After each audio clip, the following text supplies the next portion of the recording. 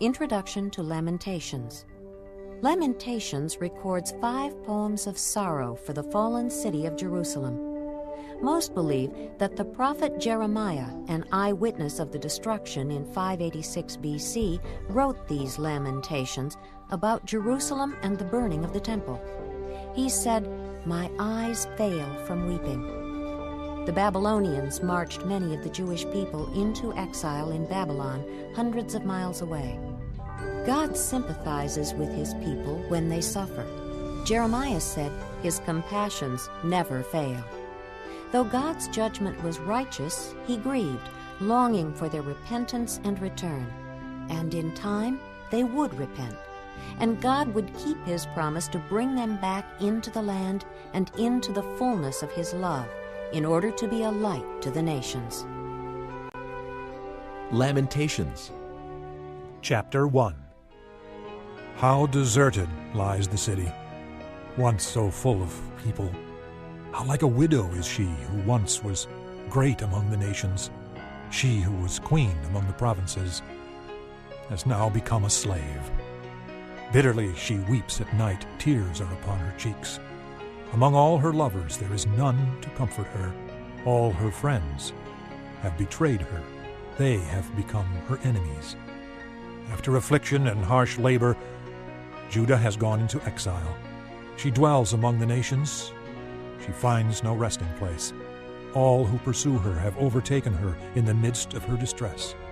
The roads to Zion mourn, for no one comes to her appointed feasts. All her gateways are desolate. Her priests groan, her maidens grieve, and she is in bitter anguish. Her foes have become her masters. Her enemies are at ease. The Lord has brought her grief because of her many sins. Children have gone into exile, captive before the foe.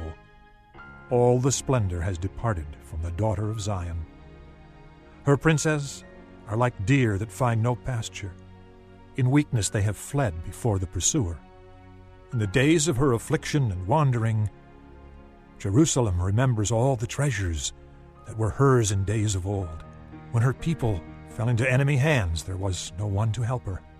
Her enemies looked at her and laughed at her destruction. Jerusalem has sinned greatly, and so has become unclean. All who honored her despise her, for they have seen her nakedness. She herself groans and turns away. Her filthiness clung to her skirts. She did not consider her future. Her fall was astounding. There was none to comfort her. "Look, O Lord, on my affliction, for the enemy has triumphed." The enemy laid hands on all her treasures. She saw pagan nations enter her sanctuary, those you had forbidden to enter your assembly. All her people groan as they search for bread. They barter their treasures for food to keep themselves alive.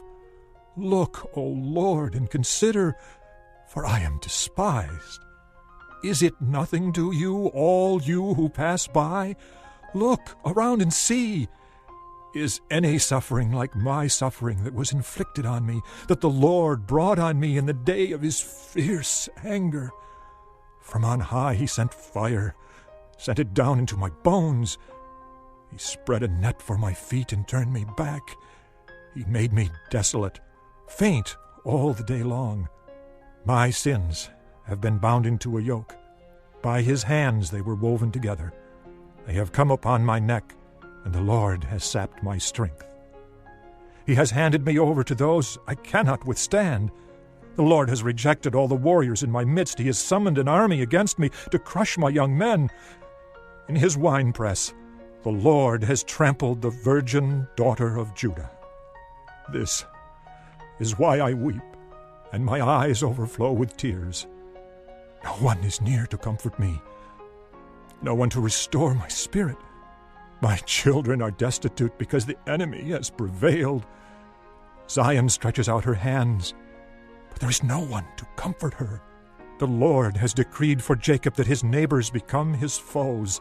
Jerusalem has become an unclean thing among them.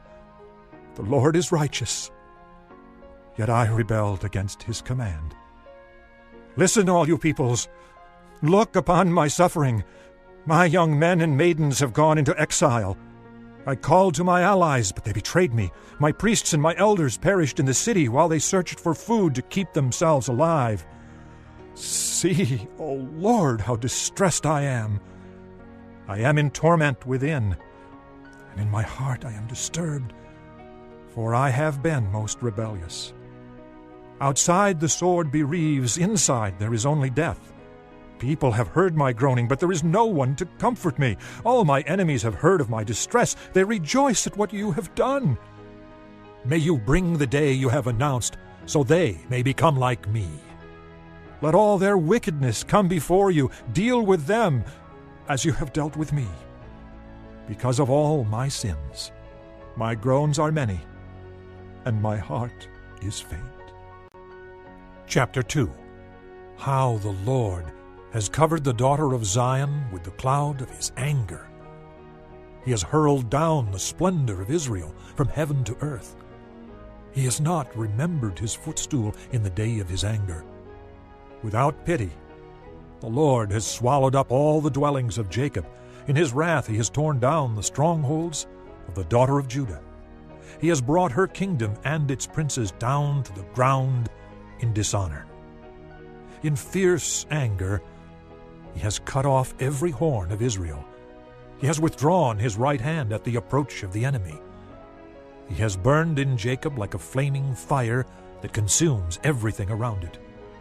Like an enemy he has strung his bow. His right hand is ready. Like a foe he has slain all who were pleasing to the eye.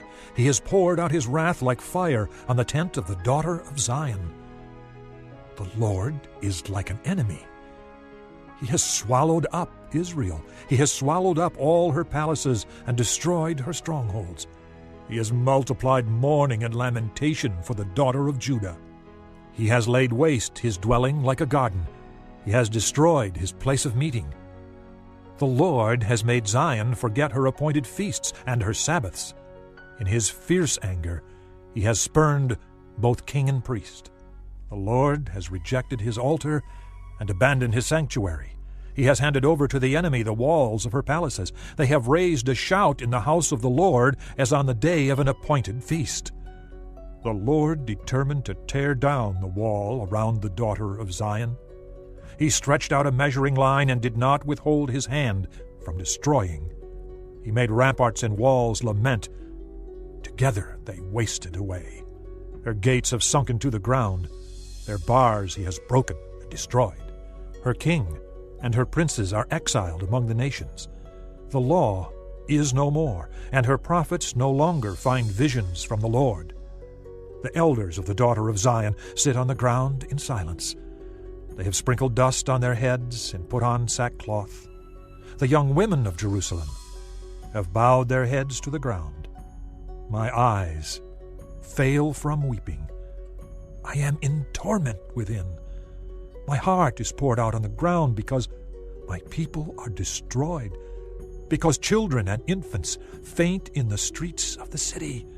They say to their mothers, "Where is bread and wine?"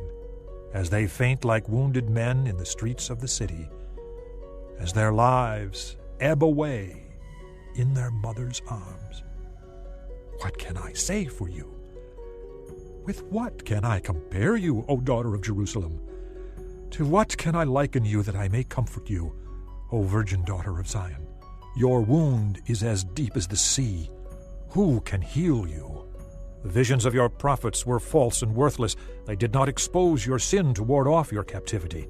The oracles they gave you were false and misleading. All who pass your way clap their hands at you. They scoff and shake their heads at the daughter of Jerusalem. Is this the city that was called the perfection of beauty, the joy of the whole earth?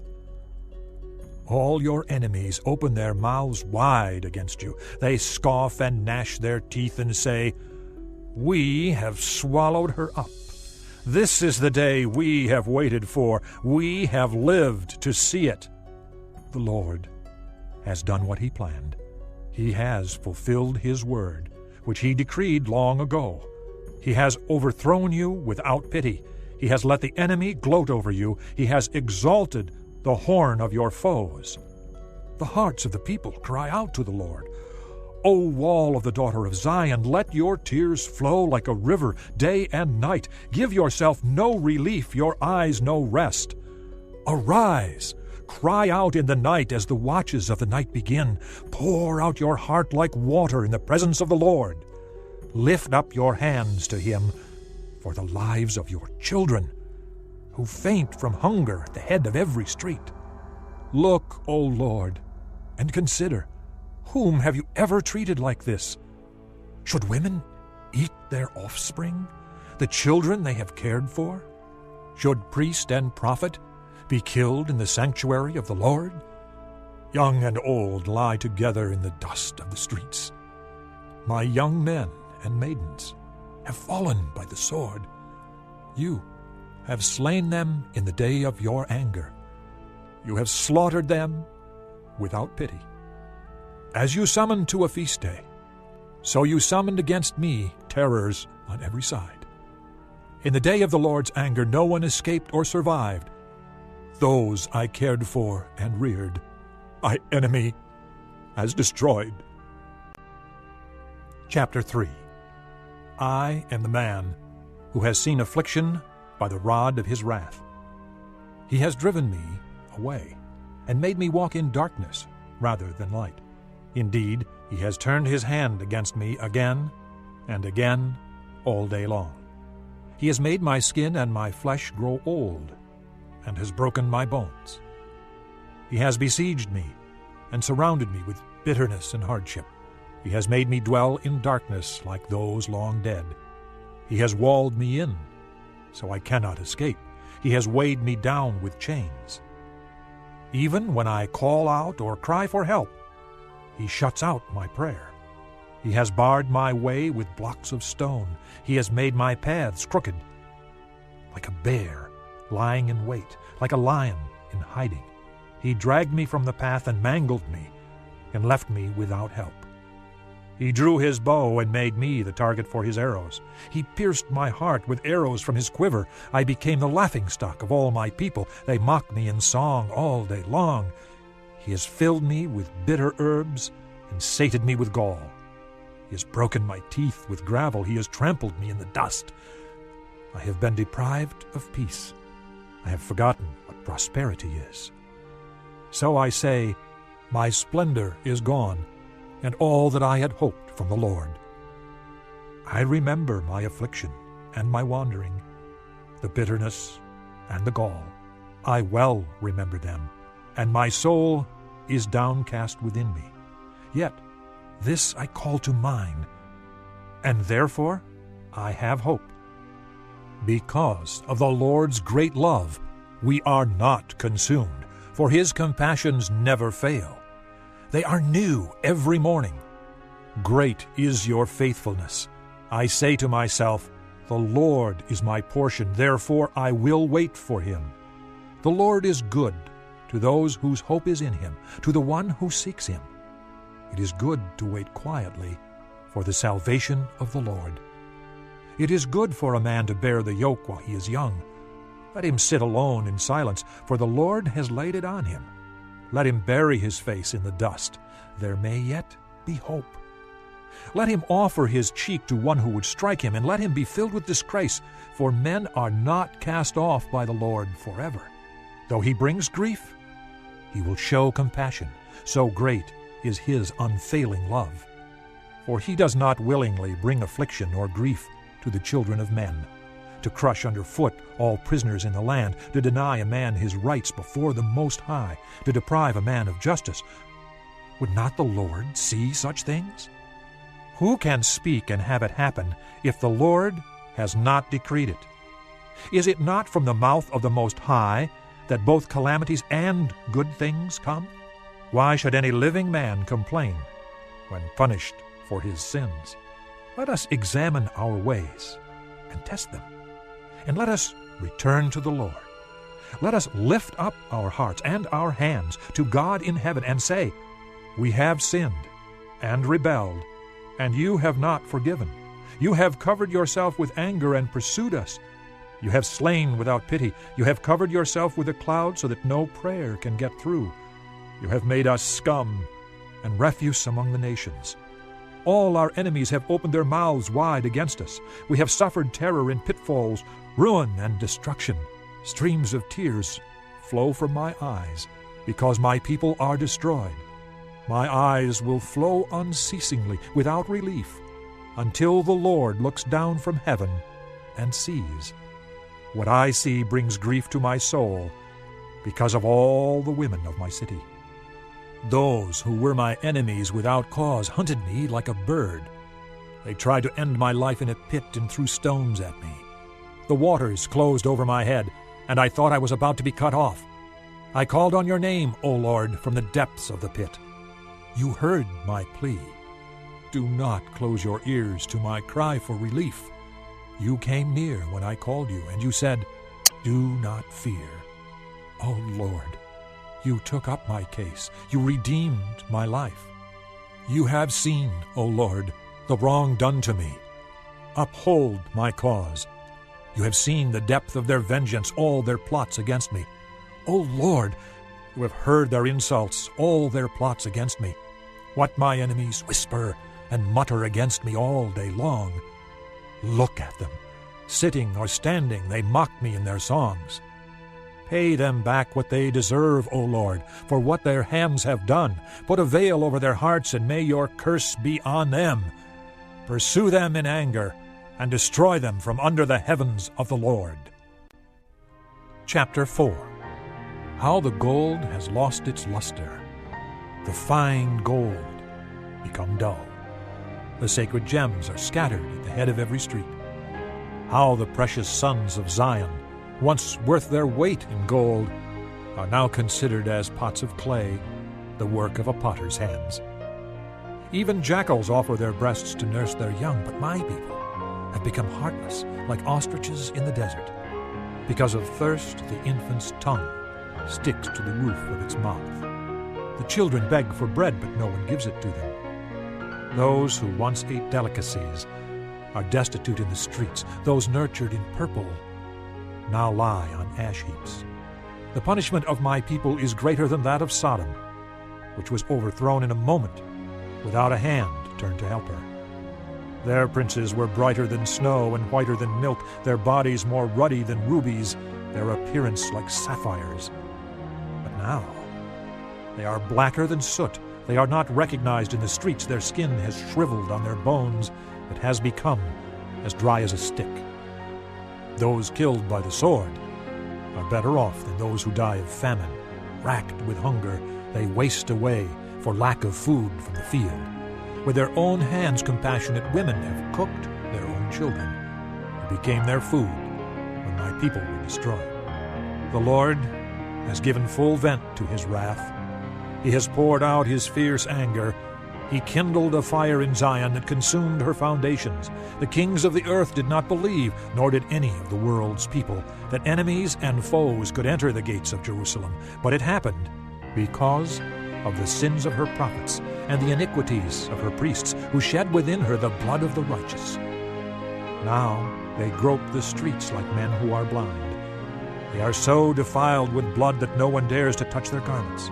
Go away, you are unclean, men cry to them. Away, away, don't touch us. And they flee and wander about. People among the nations say, they can stay here no longer. The Lord himself has scattered them.